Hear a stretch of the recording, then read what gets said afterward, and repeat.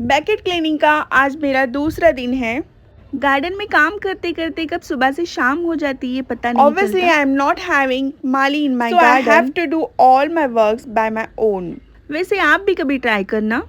Gardening and hand weeding बहुत ही ज़्यादा मेडिटेटिव प्रोसेस है and when you see the before and after results बहुत ज़्यादा सेटिस्फैक्शन होती है। And this is the reason I don't take any outside help for my garden works.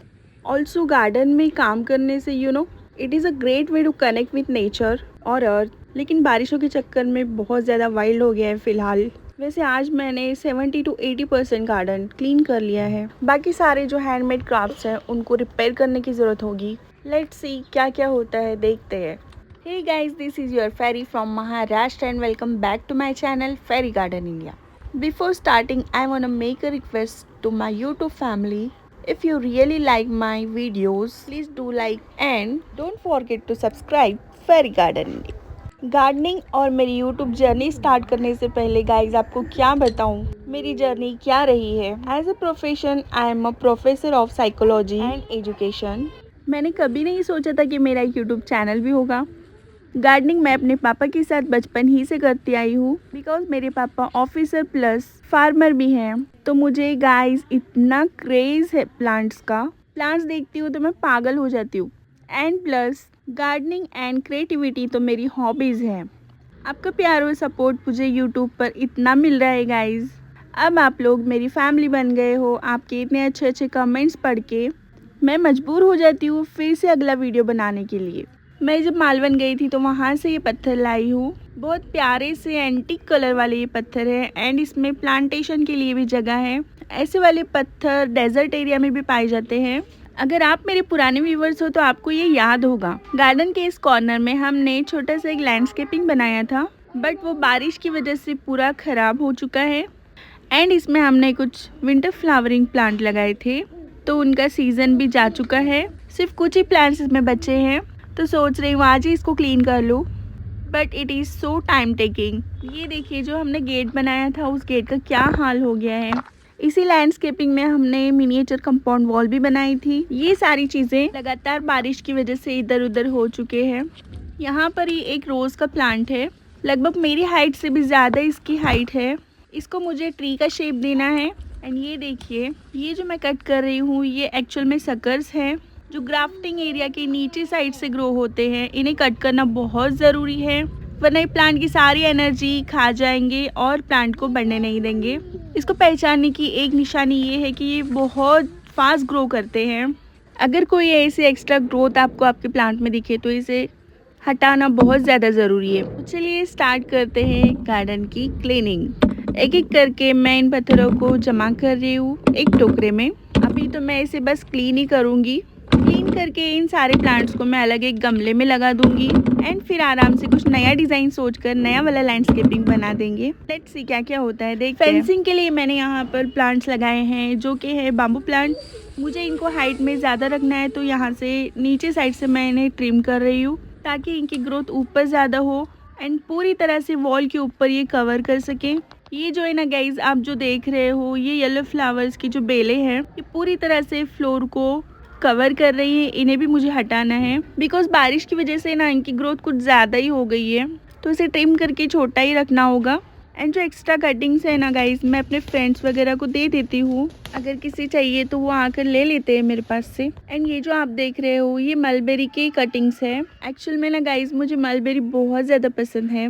Actual में इसकी जो फ्रूटिंग है ना वो बहुत ज़्यादा अच्छी होती है, बढ़िया वैरायटी की फ्रूटिंग देता है। सो इसकी कटिंग मैं लेकर आई हूँ।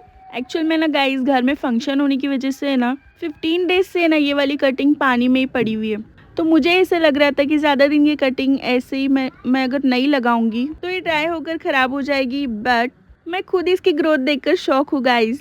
पानी में रहते रहते इसके लीव्स तो ग्रो हो ही गए हैं गाइस बट इसमें मैं आपको एक मिनट ध्यान से बताती हूँ, पास से बताती हूँ, इसमें मलबेरीज भी लगे हैं।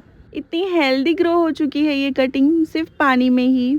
डायरेक्ट पानी में फ्रूटिंग ये तो मैंने पहली बार ही देखा है। तो चलिए इसको भी लगाते हैं ज़मीन में। आखिर इसके प्लांटेशन का टाइम आ ही चुका है। यहाँ पर मैंने लॉन में चाफा की कटिंग लगाई थी जिसको हम प्लूमेरिया भी कहते हैं। ब्लड रेड शेड के मैंने 3 कटिंग्स लगाए थे, उसमें से 2 कटिंग्स चल गई हैं और एक कटिंग बिल्कुल भी नहीं चली, तो उसे ही निकाल कर मैं उसी जगह पे इस कटिंग को रिप्लेस कर रही हूँ मलबेरी के। ये है बेस्ट क्वालिटी का वर्मी कंपोस्ट जो कि हमें मिलता है शुगर फैक्ट्री से। शुगर फैक्ट्री में ढेर सारा वेस्ट होता है, तो उसी से वो लोग वर्मी कंपोस्ट बनाते हैं एंड बहुत ही ज़्यादा कम दामों में सेल करते हैं। और ये आपके प्लांट के लिए भी बहुत ज़्यादा हेल्दी होता है। अगर आपको भी प्लांट के लिए खाद वगैरह चाहिए तो आप वर्मी कंपोस्ट ही यूज़ करना, बिकॉज़ ये पूरी तरह से ऑर्गेनिक भी होता है एंड चीपेस्ट रेट में, यानी कि अगर आप बल्क क्वालिटी में लोगे तो बहुत ज़्यादा सस्ते दामों में ये आपको मिल जाएगा। मैं गार्डनिंग में सबसे ज़्यादा वर्मी कंपोस्ट यूज़ करती हूँ। हर तरह के प्लांट में वर्मी कंपोस्ट ही यूज़ करना चाहिए। बहुत ज़्यादा मजबूरी हो, यानी कि कोई प्लांट अगर आपको फ्लावरिंग ही नहीं दे रहा है, तो उसमें आप केमिकल फर्टिलाइज़र यूज़ कर सकते हो। खाने पीने की चीज़ें जैसे कि फ्रूटिंग जो प्लांट देता है उसमें आपको वर्मी कंपोस्ट ही यूज़ करना चाहिए, बिकॉज जो केमिकल फर्टिलाइज़र हम प्लांट्स को देते हैं तो वही हम कंज्यूम नहीं कर सकते। एंड फार्म हाउस में भी जो भी फ्रूट वाले प्लांट्स हैं उनमें हम वर्मी कंपोस्ट ही देते हैं। खेतों में तो गाइस किसी भी तरह के फर्टिलाइज़र की ज़रूरत होती ही नहीं है। वहाँ पे नेचुरली ऐसा हवामान होता है कि अच्छी से अच्छी आपको फ्रूटिंग मिल जाती है। अगर देने की भी ज़रूरत हो तो वर्मी कंपोस्ट ही देना चाहिए। मैंने फर्टिलाइज़र के बारे में बहुत कुछ पढ़ा है एंड बहुत सारी रिसर्च भी की है एंड बचपन ही से अपने बड़ों से भी सुना है। फर्टिलाइज़र्स जो है वो फार्मर से ज़्यादा कौन जानता है फर्टिलाइज़र के बारे में। आपके घर में कोई भी प्लांट हो, चाहे नारियल का प्लांट हो, मैंगो, चीकू, जो भी फ्रूट का प्लांट हो, उसमें बिल्कुल भी आप फर्टिलाइज़र यूज़ मत कीजिए। बिन फिक्र हो कि आप वर्मी कंपोस्ट यूज़ कर सकते हो या आप घर पे भी बना सकते हो। अगर चाहिए तो आपको मैं उसका भी वीडियो शेयर करती हूँ। ये कुछ नर्सरी से मैं प्लांट लाई हूँ। बहुत दिनों से इसको क्लाइमेट मैच होने के लिए मैंने ऐसे ही गार्डन में रख दिया था। एक्चुअल में क्या होता है, प्लांट हम नया लाते हैं नर्सरी से, एक तो उसे ट्रांसफ़र का शौक़ होता है, फिर आपके घर का माहौल उसको अलग मिलता है, फिर उसके बाद सडनली अगर आप उसे रिपोर्टिंग कर देते हो, यानी कि आप उसको लगा देते हो गमले में या ज़मीन में जहाँ भी आपको लगाना है, तो वो बिल्कुल ज़्यादा शौक में जाता है। तो जब नर्सरी से प्लांट लाते हैं तो अक्सर लोगों के प्लांट्स जल जाते हैं या डेड हो जाते हैं, सूख जाते हैं, ड्राई बैक हो जाते हैं। तो उसका रीज़न यही होता है गाइस कि वो बिल्कुल एकदम से शौक में चला जाता है। तो जब भी आप प्लांट लेकर आओ नर्सरी से, तो उसको क्लाइमेट मैच होने के लिए, माहौल मैच होने के लिए आप उसको रख दो अपने प्लांट्स के बीच में। यानी कि हर जगह का एक माहौल, एक वाइब्स अलग होती है, तो प्लांट्स भी जीवित होते हैं, उनमें भी जान होती है, तो उनको भी क्लाइमेट का बहुत ज़्यादा असर होता है। कभी कभी ना क्या होता है गाइस, 4-5 प्लांट्स एक जगह होते हैं एंड उनमें से सडनली एक प्लांट अचानक से सूख जाता है। सभी प्लांट्स अच्छे चल रहे, सभी हेल्दी है, सब खा रहे, पी रहे, मस्त रह रहे, फ्रूटिंग कर रहे, फ्लावरिंग कर रहे, बट एक प्लांट क्यों डेड हो गया? पता है ऐसे क्यों होता है? क्योंकि हर प्लांट की नीड भी अलग अलग होती है। किसी को पानी ज़्यादा चाहिए, किसी को धूप ज़्यादा चाहिए, किसी को पानी नहीं चलता, किसी को धूप नहीं चलती, किसी की जड़ें सॉफ्ट होती है, किसी की लीव्स को पानी नहीं चलता। कोई कोई प्लांट पर्टिकुलर क्लाइमेट में पूरी तरह से गायब हो जाता है और 1-2 महीने के बाद फिर से उसकी जड़ों से उसकी ग्रोथ स्टार्ट होती है। हर प्लांट का एक नेचर अलग होता है। क्या बताऊँ गाइस आपको, प्लांट्स के भी इतने नखरे होते हैं ना, इंसानों के भी उतने नखरे नहीं होते। मेरा पर्सनली मानना ये है कि एक प्लांट के बारे में अगर आपको फुल नॉलेज हो तभी वो प्लांट आप घर पर लेकर आइए। कुछ प्लांट्स का बिहेवियर इतना डेलिकेटेड होता है कि उसको अच्छे गार्डनर भी नहीं समझ पाते। फुल केयर करने के बाद भी कुछ प्लांट धोखा दे जाते हैं। तो कोई प्लांट आपको अगर पसंद आ रहा है या आप लाना चाहते हो अपने घर पर, तो उसके बारे में पूरी तरह से लिख पढ़ के उसे घर पर लाइए।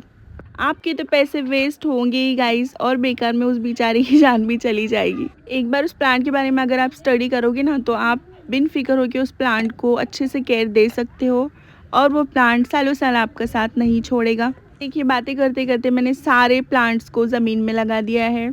यहाँ पर मेरी मम्मी मेरी हेल्प कर रही है, बिकॉज़ बारिश की वजह से ना गार्डन की मिट्टी बिल्कुल हैवी हो चुकी है। वो मेरे अकेले की मदद से तो उसमें बिल्कुल भी डिगिंग नहीं कर पा रही हूँ। मिट्टी वगैरह खोदने के लिए मुझे मम्मी की नहीं तो किसी की तो हेल्प लेनी ही होगी।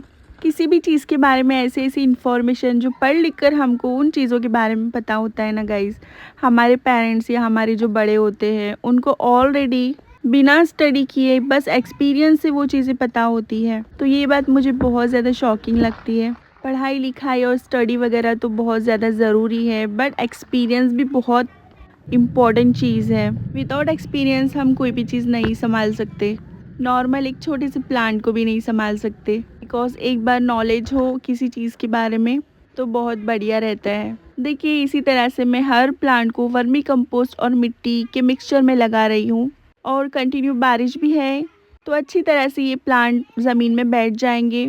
होप इनके ग्रोथ में कोई प्रॉब्लम ना हो। बारिश के पानी में इनकी जड़ें बहुत जल्दी ज़मीन को पकड़ लेती हैं। अदरवाइज़ मेरे पास पॉन्ड का पानी तो है ही। ऐसे ज़रूरी नहीं कि आपको बस पॉन्ड का पानी यूज़ करना है, आपके पास अगर एक्वेरियम भी हो तो उसका भी पानी आप यूज़ कर सकते हो। यहाँ तक मेरे साथ मेरी वीडियो में अगर आप बने हो तो आपको वीडियो अच्छा ही लगा होगा।